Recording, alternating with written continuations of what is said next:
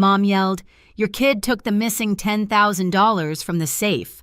Her voice cracked the room in half. Forks froze midair. The smell of roast chicken turned sour in my throat. Lauren didn't even blink. We saw him near it. She snapped her tone flat, certain.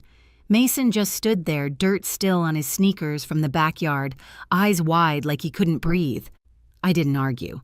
Didn't ask why they thought a child could steal what adults kept losing. I reached into my tote set, a small silver USB on the table, and said quietly, "Then let's see who really did." The night before that accusation, everything still looked normal, at least from the outside.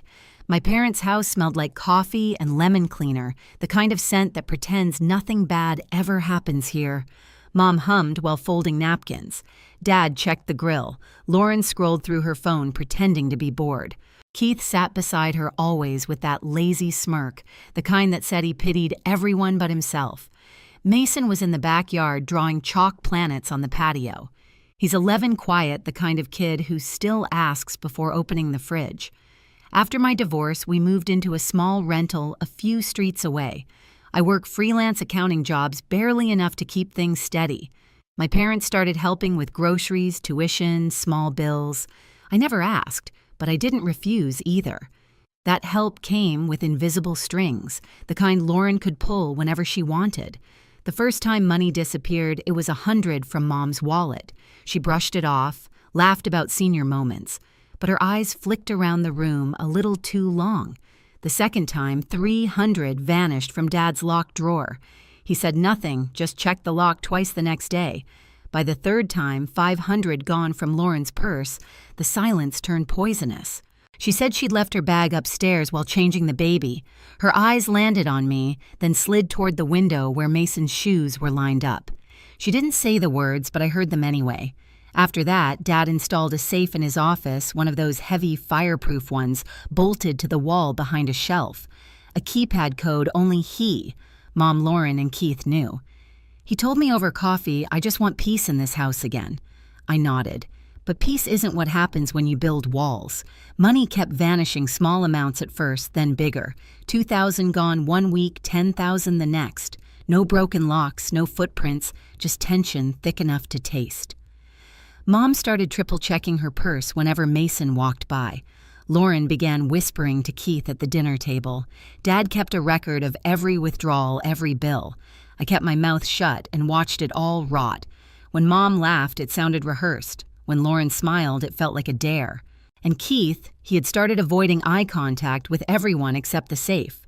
I saw it in passing, the way his gaze lingered just a second too long on that office door. I told Dad what I'd seen. He didn't flinch. "Then it's time," he said. That same afternoon, we hid a motion camera inside a fake smoke detector angled right at the safe. Only he and I knew. He patted my shoulder before leaving for work. "If it's who I think it is," he said quietly, "I'll need proof, not guesses." I didn't realize how soon that proof would come right before the whole family turned on my son. After Dad installed the camera, I thought things might settle.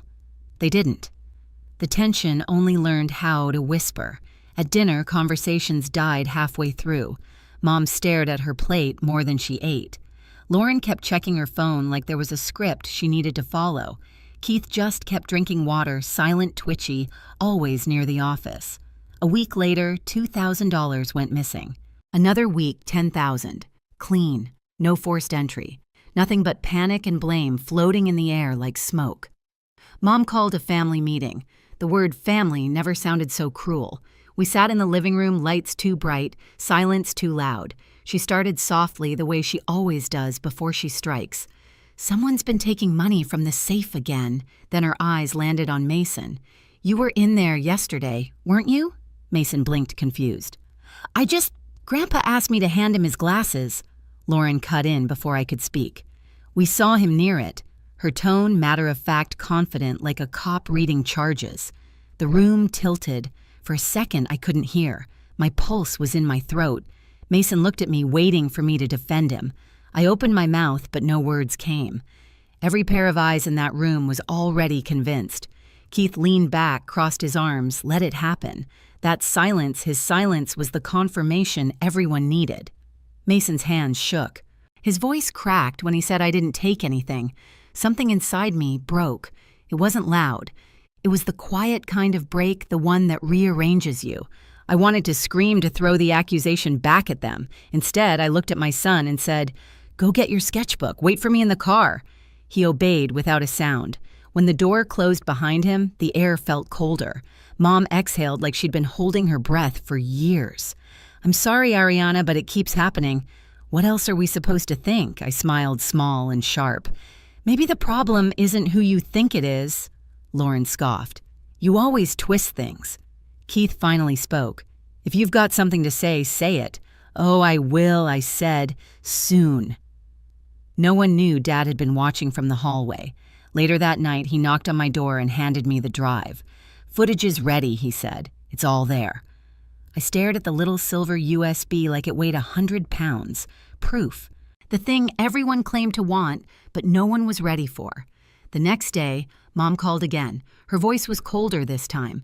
"Your kid took the missing 10,000. That was when I stopped explaining and started showing. That Sunday felt wrong from the start. The air was too still, like the house itself was waiting for something ugly. I brought Mason over for dinner because Dad insisted let's clear the air he'd said. But clarity isn't what my family does. We sat in the living room, the TV murmuring some cooking show no one was watching. The baby monitor hummed on the table beside Mom's coffee cup. Dad was in his office checking the safe again. Lauren scrolled, Keith stared at nothing.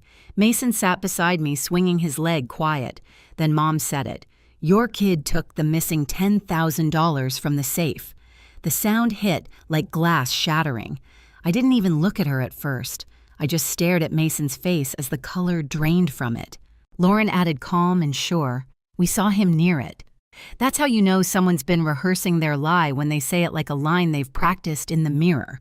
Keith didn't say a word. He kept his eyes on the TV like if he ignored us long enough, truth would skip him entirely. I didn't defend Mason, didn't beg. My hands moved before my mouth did. I reached into my tote, pulled out the small silver USB Dad had given me, and placed it right in the center of the coffee table. The click it made when it hit the wood was louder than anyone's voice. Mom frowned. "What's that footage?" I said. My voice sounded steady, almost too calm. "You wanted proof. Here it is." No one moved. "Play it," I told them. Dad appeared in the doorway, reading the tension before I even explained. He took the drive, disappeared into the office, and closed the door behind him. 5 minutes. That's how long it took. Lauren stood up halfway, then sat back down. Mom wrung her hands. Keith didn't breathe. Mason pressed against me, small and silent. When Dad came back, he didn't look at anyone. He just said, "You should all see this." We followed him into the office. The room smelled of dust and old carpet. The monitor glowed cold blue. The file name read October 21st, to 14 a.m. The video played grainy, quiet timestamp blinking. The office door opened. A figure stepped in. Lauren gasped first. "Keith." He moved like he'd done it before, walked straight to the safe, entered the code, opened its stuffed stacks of hundreds into a black duffel bag. Calm, efficient, like muscle memory. Mason's reflection flickered on the screen, his eyes huge, confused. Then Keith's face appeared in full view. Dad paused the frame. No one spoke. Keith's skin turned white. He turned and walked out the front door without a single word. And that's how silence can end a war louder than any scream. Keith didn't come home that night. He left without his jacket, without his car keys, without a single word of defense. The front door slammed once, and the echo stayed long after the sound was gone. Mom sat down on the couch and covered her mouth, muttering something about needing to check on the baby. Lauren didn't move. She just stood in front of the paused video like it might suddenly change if she stared hard enough. Dad stayed in the office, still and silent, one hand on the mouse. Mason pressed against my arm. "Mom, was that really Uncle Keith?" His voice was so small it broke something in me. "Yeah," I whispered. "It was." That night, nobody slept. The house felt stripped bare. You could hear the refrigerator hum, the wind through the vent, every creak of the floorboards, like the house itself was ashamed. The next morning, Keith's car was gone from the driveway. Lauren's face looked hollow, her eyes swollen from crying or not sleeping or both. She didn't look at me when I handed her a cup of coffee. She just said, "You didn't have to trap him like that." I almost laughed. "Trap him? You think I made him steal?" She flinched, like my words hurt more than the truth itself. "I didn't know," she said. I thought maybe Mason? Because that was easier, I cut her off. Easier than believing the man you sleep next to could lie to all of us. She didn't answer. When Dad came downstairs, he carried printouts, freeze frames from the footage. Keith's tattoo visible on his wrist, the bills in his hands, the safe wide open. He laid them out like evidence in a courtroom. "No police," he said. "Not yet. But he's done. No more money. No more access." Mom whispered, "But he's family." Dad looked at her like she'd spoken another language. So was Mason. No one said anything after that. By noon, Lauren's debit card stopped working. When she checked her account, it was empty. Keith had cleaned it out before he vanished, checking savings, everything. She sank to the floor with her phone in her hands, whispering his name over and over, like maybe he'd hear her through the static. I didn't touch her. There was nothing left to say. That night she came into my room, eyes red, voice flat. "Show me all of it." I opened the laptop, played every file in silence. One by one, each theft, each night, same bag, same calm movements. She watched every second. Halfway through, her hand covered her mouth, her shoulders shaking. When it ended, she just said, "He did it more than once."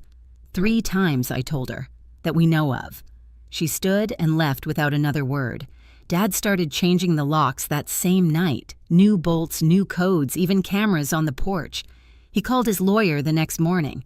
By evening, Keith's name was removed from every account, every document, every insurance policy, wiped clean. 2 days later, a letter arrived in the mail. No return address, just our last name scrawled across the front. Inside was a note written in Keith's messy handwriting. I tried. I really did. No apology, no explanation, just a motel receipt from Reno. Lauren read it once, folded it neatly, and said, "He's gone." For weeks, the house felt like a shell. Mom refused to talk about the video, pretending it never happened. Dad worked late, always on the phone. Mason barely spoke. I caught him sometimes standing in the hallway, staring at the locked office door. One night, Dad sat at the table with a glass of whiskey and said quietly, "When the money first started disappearing, I thought it might be him." I didn't say it out loud, but I thought it. I didn't respond. The truth already lived in the silence between us. Lauren moved back into her old room with the baby. She barely ate, barely talked. I thought maybe grief had swallowed her whole. Then one afternoon she came to me and said, "I want to see the footage again." I asked why. "Because I need to hate him properly this time," she said. We watched it again. She didn't cry. When it ended, she said, "He used us all." A few days later, she went to the bank and filed for divorce. Life didn't snap back to normal. It just changed shape. Mason started seeing a therapist. Mom baked too much bread. Dad fixed everything in sight, doors, fences, faucets, like fixing objects might fix us, too. Then just when the quiet started to feel real again, a car pulled into the driveway one night. Headlights cut across the curtains. Dad opened the door first. Keith stood there under the porch light, thin, pale, a duffel bag hanging off one shoulder. His face was drawn eyes, hollow. He didn't step inside.